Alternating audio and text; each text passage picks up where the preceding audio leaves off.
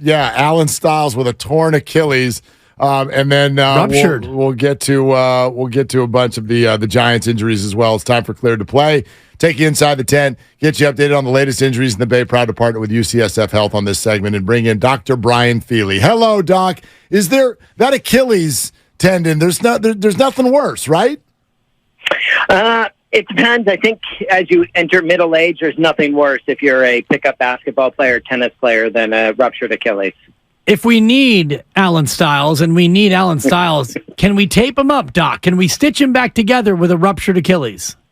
I think if he can go half the end of the court to the other, you don't really need that to shoot off the other leg. I mean, I like your positivity, Doc. Poor Alan is tweeting from the hospital over the weekend, and because he's a teammate here at 95.7 The Game, he's getting tweets from listeners that are like, "Don't you listen to Willard? He talks all the time about orthopedic surgeons who just say guys in their, go by mid-30s. By the time you're 35, 40 years old, playing basketball is just a flat no-no." Do you concur, Doc? Ooh, as somebody who has 2 ACL tears from playing basketball, I'm going to go hard no. It's the best way to really injure yourself and then brag about it for years after. There you go. I had the same, Doc, torn ACL and a torn labrum in my shoulder. Doc, what else should we avoid doing, like such things as just exercise in general? It's a good question. Realistically, the benefits of exercise far outweigh the harmful effects of sitting on our butts. And one of the things that always comes up is, well, my knees hurt. Can I run? Because so-and-so or the doctor told me don't run anymore. There's actually really good evidence that even if your knees hurt a little bit, running isn't breaking down your knees at all. In fact, it's probably keeping you at a better body weight. It's keeping you healthy, and we need some of that load to keep the nutrition in our bones and our joints healthy. So unless it's really dangerous, I tell my patients, just keep doing what you want to do, and we'll worry about the consequences years and years down the line. Wow. Well, and those are coming. There's no question about that. Yeah. Dr. Brian Feeley. All right, let's get to some of these Giants injuries because they're piling up a little bit. Alex Cobb has an oblique strain. Now, he says it's going to be a short stint on the IL. Do you agree with what he's saying here, and what are the different levels of oblique? Yeah, so the oblique muscles are the ones that you kind of feel right below your ribs on the side, and they're critically important, especially for pitchers and hitters in baseball. So it's much more of an important injury in baseball than it is, for instance, in basketball. So when we look at pitchers, the average amount of time missed for a mid-grade, like grade 2 strain is about 25 to 35 days. It's a little bit less for hitters.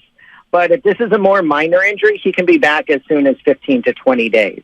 Now, with the number of pitchers that the Giants have, I would imagine that the medical staff will be a little bit conservative and make sure he's all the way better, because the second stint, like so many of these injuries, can be up to 50 to 70 days if he re-injures it before he's fully healed.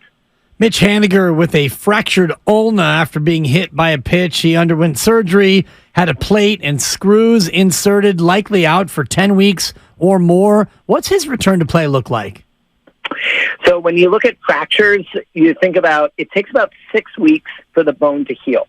So he's going to be protected, can't really do anything, and especially for hitting and throwing, can't grip anything in that hand for 6 weeks. Then where the ulna is on your forearm, a lot of the muscles that help you grip the bat, help you catch and throw, go right across that. So that's why they're saying another 4 weeks to regain that grip strength, regain that ability to throw hard.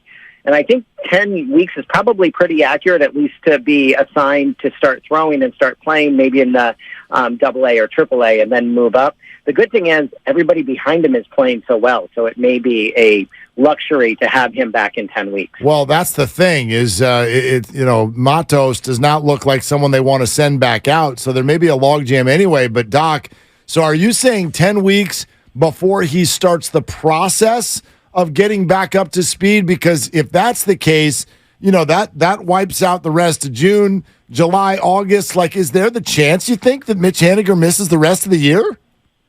No, I don't think so. I think when we talk about being back in 10 weeks, I think that's when he can be on assignment, playing AA, AAA. And for guys his level, that can be 1 or 2 weeks down there while they figure out the roster switches. You got John Brebia with a grade 2 lat strain. What are the differences when it comes to these injuries in the lats for a pitcher? Yeah, I think when you think about your lat, we don't pull it that often unless we're a pitcher. And the reason why the lat's so important is because that's the muscle that helps decelerate your arm at the end of your throwing motion. So if you strain that, you lose control of the ball. When we look at severity, grade 2 means on average you're going to be out 3 to 4 weeks. But these grading systems are a little bit subjective. So it's a little bit of a guess to say it's not grade 3, meaning the tendon is pulled off the bone. Those are usually surgical, and thankfully that's not what he has.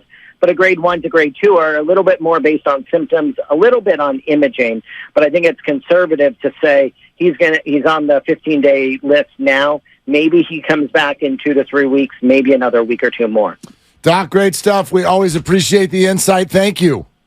All right. Take care, guys. Okay, there it is. Yeah, exactly. There's Dr. Brian Feeley. The proceeding was sponsored by UCSF Health.